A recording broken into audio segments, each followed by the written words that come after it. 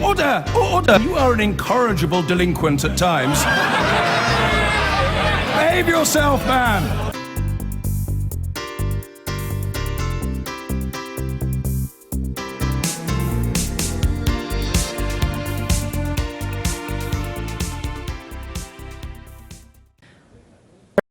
Alerting you to some news about the UKIP leadership campaign. Let's speak to our political correspondent Darren McCaffrey. It relates to Stephen Woolfe. Tell us more. Yeah, indeed, Kay. You remember we were talking about half an hour ago about how he is one of the front runners to take over from Nigel Farage's UKIP leader. Well, his chances may well have taken a blow in the last hour or so, as Sky News understands that Mr Woolfe, who is currently an MEP, may have broken electoral law when he was running to become a police and crime commissioner back in 2012.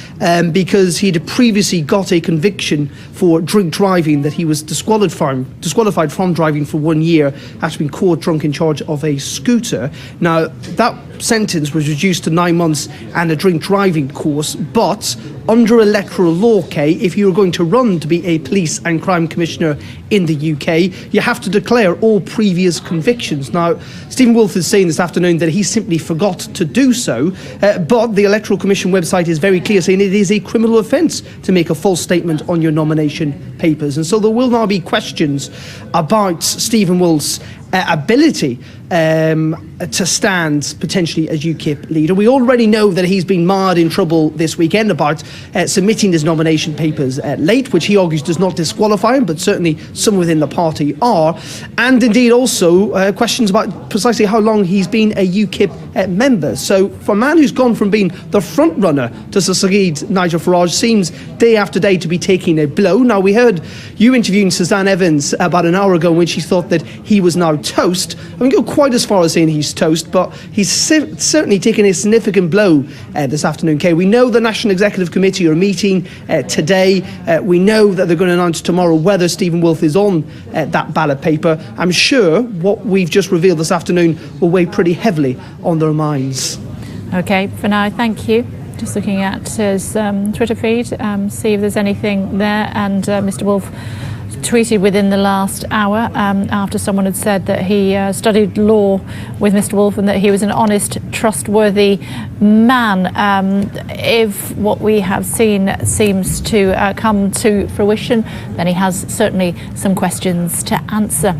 Stephen Woolfe, he didn't get his nomination papers in on time, and if Owen Bennett, political reporter at the Huffington Post, his exclusive story is anything to go by, he's in a lot more trouble than that. Joins us via Skype. Owen, what's happened?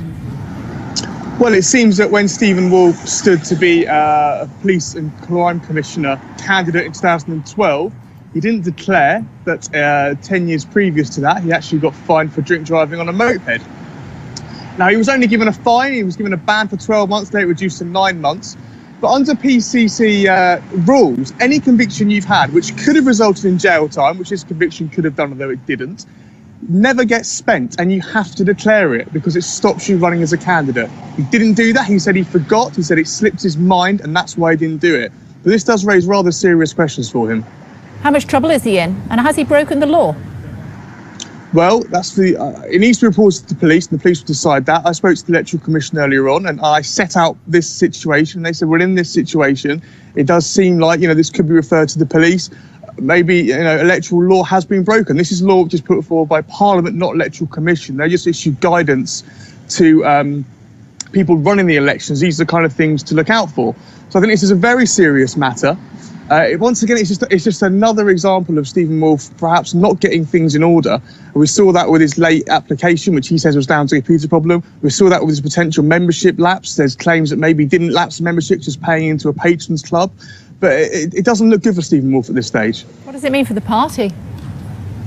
Well, it means for the party, it's the man who was the front runner, very, very popular amongst members, who really could have taken on UKIP in the north of England and got those Labour voters, could not be the leader. And, whether or not, whether Stephen Woolfe's done it in this context, actually, as a politician, he's very good, he's very likeable, he makes a great speech, he understands that Labour working class voters. He's from Manchester, he's not from a particularly privileged upbringing, he's fought his way up to become a barrister. It's a real shame for the party if he doesn't get a chance in the leadership contest. But the rules are the rules, and if we've spoken not just UKIP's rules, but also Electoral Commission rules, that is very, very serious. Okay, great to talk to you. Thank you very much indeed. Thanks a lot. Thank you.